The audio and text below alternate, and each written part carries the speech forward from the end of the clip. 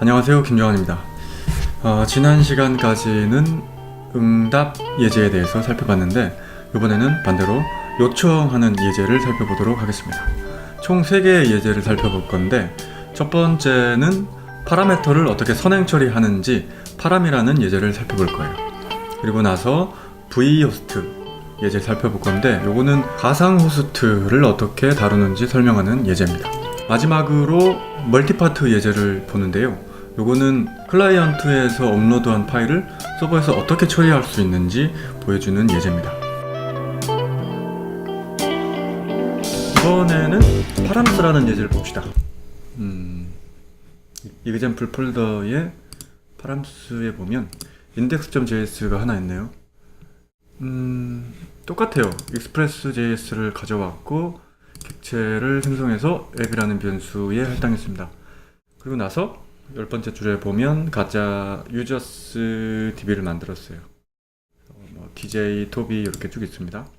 좀 특이하게 create error라는 함수를 만들어서 에러를 만드는 팩토리 함수를 만들었어요. 그래서 스테이터스 코드 만들었어요. 그래서 스테이터스 코드와 메시지를 받아서 그 메시지를 문자열로 한 에러 객체를 만들고 그 에러 객체의 스테이터스 속성에 상태값, 상태 코드를 넣습니다. 그리고 에러를 반환하네요.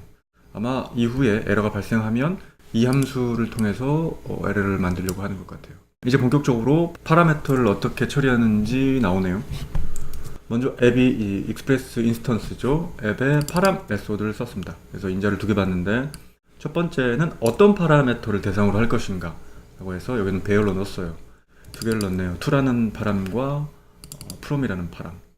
주석에 보면 to랑 from을 정수로 바꾸겠다라는 얘기예요. URL로 들어올 거니까 이게 아마 스트링일 거예요. 그래서 이거를 인티저로 바꾸는 거죠. 바꾸는 로직이 이 2번째 콜백 함수입니다. 익스프레스 미들웨어랑 인터페이스가 비슷해요. request, response, next.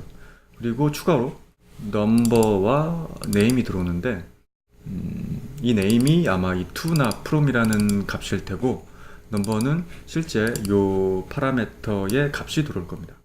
그래서 가령 예를 들면 이 num이라는 곳에 to에 해당하는 문자열 값이 들어올 것이고 여기서 이것을 십진수 정수로 바꾸는 거죠. 예를 들어서 to가 들어왔으니까 파람스의 to는 정수 값이 들어가도록 설정했습니다. from도 마찬가지고요. 그리고 숫자가 아닐 경우에는 nan 값이 되는데 그것을 체크해서 400 에러를 만듭니다. 이때 아까 정의했던 create error 함수를 썼어요. 그렇지 않을 경우 정상적일 때는 다운 미들웨어를 실행합니다. 뭔가 엔드포인트 핸들러가 파람스에 있는 to나 from 값을 사용하도록 한 것 같아요. 파라미터 중에 유저라는 값이 들어오면 이것도 요 콜백 함수가 동작하도록 했는데 요거를 id라는 변수로 받았네요. 그래서 유저 값이 만약에 0이 들어오면 기존에 있는 유저스 데이터베이스에서 0번 인덱스를 가져옵니다. 여기 보면 유저스의 0번은 tj죠. 네, tj를 가져와서 리퀘스트 객체의 유저에다가 그 tj 유저 객체를 할당합니다. 그리고 나서 다음 미들웨어를 실행하죠. 만약에 에러면 요거는 이제 없는 유저 아이디다 라고 해서 404 에러를 반환하네요. 이렇게 해서 파라미터의 전처리를 파람 메소드로 했어요. 그리고 나서 엔드포인트를 이제 만듭니다. 루트 엔드포인트는 간단하게 요 문자를 반환해서 요 엔드포인트에 접속해 봐라 라고 했고요. 전처리한 파라미터를 사용하는 부분이 요 아래 부분입니다. 유저 슬래시 땡땡 유저라는 엔드포인트에서는 이미 전처리해서 찾은 유저를 쓸 수 있어요. 그게 바로 요 2번째 콜백 함수인데 response send 할 때 유저 정보를 이용하죠. 그래서 이름을 반환합니다. 그리고 from과 to를 사용하는 부분이 요 엔드포인트인데요. users의 from부터 to까지 받아서 이미 전처리를 했습니다. 정수로. 그래서 요 엔드 콜백 함수를 실행하는데 이때 req의 파람스의 from이 주소에 있는 문자열 형태의 from을 정수로 바꿨어요. 그래서 그 값을 이 from에다 할당했고 to도 마찬가지입니다. 기존 유저 배열에서 이름만 쭉 뽑아서 names라는 배열에다가 할당했고 이 name에 인덱스만큼 자르죠. from부터 to까지 잘라가지고 쉼표로 붙여서 문자열을 반환했습니다. 그래서 아마 from부터 to에 해당하는 인덱스의 유저 이름이 문자열로 반환될 겁니다. 그러면 한번 서버를 돌려보겠습니다. 로드한 다음에 examples의 파람 예제죠. 3000번 포트에서 확인해보죠. 컬러 확인해보겠습니다. 로컬 호스트 3000번 해보면 루트 경로에 대한 응답이 왔습니다. 샘플로 유저의 0번을 요청해보면 0번 인덱스 TJ 유저가 응답이 됐죠. 유저스의 0에서 2까지 해보죠. 그러면 유저 TJ 토비 로키라고 해서 3명이 나왔습니다. 이번엔 vhost를 한번 봅시다. vhost에 index.js 파일 하나 있네요. 익스프레스를 가져왔죠. 그리고 리퀘스트 로깅을 위해서 모르간 미들웨어를 가져왔습니다. 여기 vhost라는 라이브러리를 가져왔어요. 이거는 이따가 보고요. 먼저 메인 서버 앱을 만듭니다. 그래서 그동안에는 앱이라는 변수에 담았는데 이번에는 메인이라는 변수에 담았어요. 익스프레스 객체를 여러 개 만들 의도 같아요. 이름으로만 보자면 미들웨어를 추가했는데 모르간 미들웨어를 추가했습니다. 모든 요청에 대한 응답을 로그로 기록하도록 했네요. 그리고 엔드포인트를 하나 만들었어요. 루트 엔드포인트를 만들어서 그냥 뭐 hello from main 앱만 응답했어요. 두 번째는 서브라는 변수로 받는 엔드포인트를 만들었고 이 서브 값을 출력하기만 했어요. 이렇게 해서 메인 앱을 만들었고 이번에는 리다이렉트 앱을 만들었습니다. 그래서 리다이렉트라는 변수에 익스프레스 객체를 하나 더 만들었고요. 미들웨어 하나만 추가했네요. 그래서 이 미들웨어는 리스판스 객체에 리다이렉트를 호출했습니다. 지금 떠있는 서버 주소겠죠? 이 주소에 vhost의 0번 인덱스 값, 이 값으로 리다이렉트 하도록 했어요. 대충 코드를 보자면 아마 요거는 요 요청은 27번째 라인 이쪽으로 리다이렉트를 한 것 같아요. 그렇게 해서 이제 vhost 앱이라고 만들었는데 익스프레스 객체를 만들어서 이제 앱이라고 만들었습니다. 두 개의 미들웨어를 추가하는데 vhost 모듈을 사용해서 만들었어요.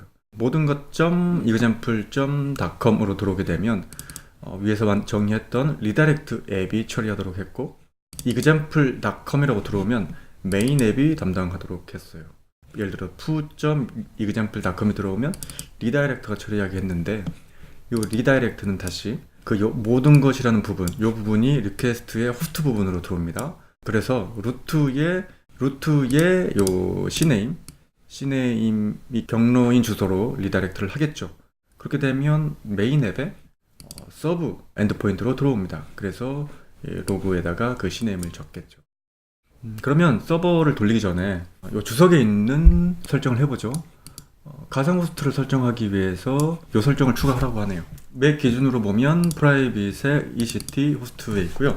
루트 권한으로 실행해야 됩니다. 제 거 같은 경우에는 뭐 설정한 게 거의 없어요. 맨 마지막으로 가서 하나 설정해보죠.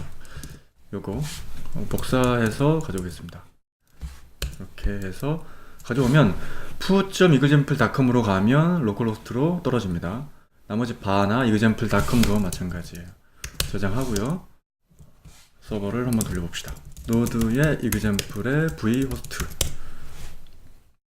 3000번 떴죠. 그러면 example.com으로 한번 요청해보죠. 3000번으로 돌려보면 hello from main app 이라고 되어 있죠.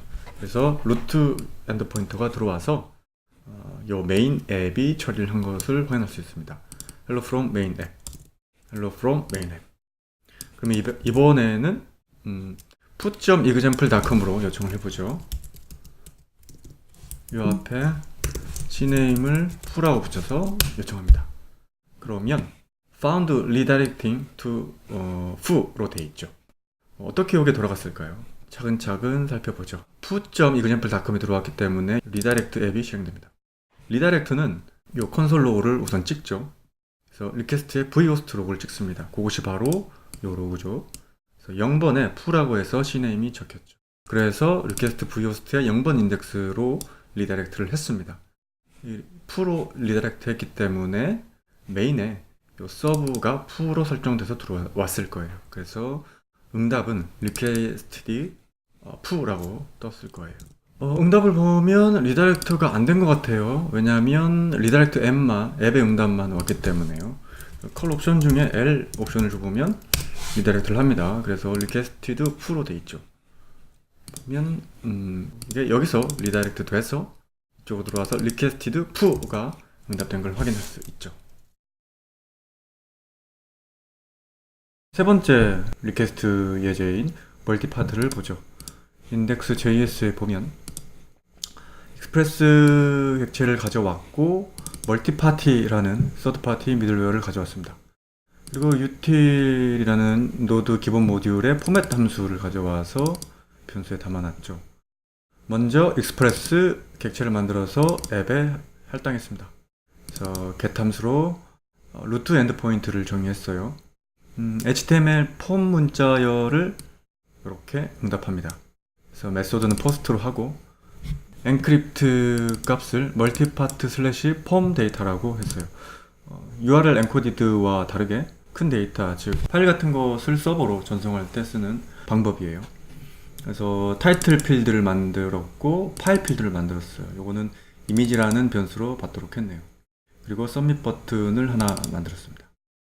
그래서 여기서 뭔가 텍스트 입력하고 전송할 파일 선택한 다음에 서밋을 클릭하면 포스트 메소드의 엔드포인트가 실행될 거예요. 그것이 바로 19번째 줄에 있는 요 엔드포인트입니다. 핸들러 함수를 보죠. 폼을 하나 만들었어요. 서드파티 라이브러리인 멀티파티에 폼 클래스로 폼 인스턴스를 하나 만듭니다. 그리고 이미지와 타이틀을 만들었는데 이거는 폼으로부터 받은 이미지와 타이틀을 저장하기 위한 변수 같아요. 폼은 이벤트를 발생시키는데 에러 이벤트가 발생하면 넥스트 미들웨어를 호출합니다. 그래서 이 에러가 아마 자동으로 들어가는 것 같아요. 클로즈는 이름으로 보자면 모든 처리가 다 끝났을 때 실행되는 이벤트 같아요. 이 이벤트가 발생하면 최종적으로 클라이언트한테 결과를 알려줍니다. 그래서 업로디드 파일 네임 써주고, 이 파일 네임이죠. 그 다음에 파일의 사이즈를 킬로바이트 단위로 보내줍니다. 그리고 입력한 타이틀을 응답하는 거죠. 필드 이벤트가 발생할 때는 입력 필드에 대한 이벤트 같은데 그 네임과 값이 콜백 함수의 인자로 들어옵니다. 그래서 네임이 타이틀이 아니면 반환하고 타이틀일 경우에 그 값을 여기다가 이렇게 저장합니다. 그러면 여기 23번째 줄에 있는 이 타이틀에 저장이 되겠죠. 그렇게 해서 응답하기 위한 거예요. 그리고 파트라는 이벤트가 발생합니다. 이게 이제 이미지 파일이 올라올 때 생기는 이벤트예요. 이 이벤트 콜백 함수는 파트라는 변수의 인자가 들어옵니다. 그래서 이 파트에 파일 네임이 없으면 리턴하고요. 파일 네임이 이미지가 아니면 이 파트라는 인자의 리즘을 호출하네요. 아마 전송을 정지하는 것 같아요. 그렇지 않고 모든 조건이 맞으면 이미지 객체를 하나 만듭니다. 이 이미지는 여기서 22번째 줄에 정의한 거죠. 이걸 닫읍시다. 그래서 이미지 객체를 만들고 이미지의 파일 네임을 인자로 받은 파트의 파일 네임으로 바꿉니다. 그리고 파일 사이즈를 0으로 초기화하고요. 이 파트는 데이터 이벤트를 발생하네요. 이거는 데이터가 큰 데이터이기 때문에 데이터를 어떤 특정 단위로 계속 받을 때 발생하는 이벤트 같아요. 그래서 이 데이터 이벤트가 발생하면 버프라는 인자를 갖는 함수가 실행됩니다. 그래서 이 버프는 아까 얘기했던 특정 단위의 데이터인데 이 데이터의 크기를 이미지의 사이즈에다가 계속 넣습니다. 그래서 이 콜백 함수가 실행될 때마다 이미지 사이즈는 커질 거예요. 그렇게 해서 결과가 클로즈 이벤트 발생할 때 타이틀과 이미지 사이즈, 파일 네임이 최종적으로 클라이언트한테 응답이 되겠죠. 그러면 한번 실행해보죠. 노드의 example의 멀티 파트 4.1 포트에 대기하고 있습니다. 브라우저를 열면은 이렇게 폼이 나오죠. 타이틀을 샘플 타이틀이라고 입력하고요. 파일은 요 이미지 파일을 하나 선택했습니다. 스크린샷이라는 이름이에요. 그래서 업로드를 클릭하면 파일이 업로드 됐고 파일의 이름과 그리고 파일의 용량 그리고 입력한 타이틀, 샘플 타이틀이 찍히는 걸 확인할 수 있습니다. 브라우저 측에 있는 이미지 파일이 서버로 전송되는 것을 확인할 수 있죠. 이렇게 해서 3개의 예제를 살펴봤는데요. 첫 번째는 파라미터를 선행 처리하는 파람 예제였어요. 이것은 익스프레스의 파람스 메소드를 이용해서 선행 처리를 할 수 있죠. 그래서 URL 파라미터로 들어오는 특정 키워드에 대해서는 미리 처리를 해줄 수 있는 예제였습니다. 우리 예제에서는 스트링을 정수형으로 바꾸는 코드였죠. 그리고 마지막으로 멀티파트 예제를 살펴봤는데요. 이거는 클라이언트에서 파일을 업로드를 할 때 서버에서 어떻게 처리하는지 보는 거였습니다. vhost와 마찬가지로 요거는 서드파티 라이브러리를 사용해서 구현했었죠. 이렇게 3가지 요청에 대한 응답을 다 살펴봤습니다. 감사합니다.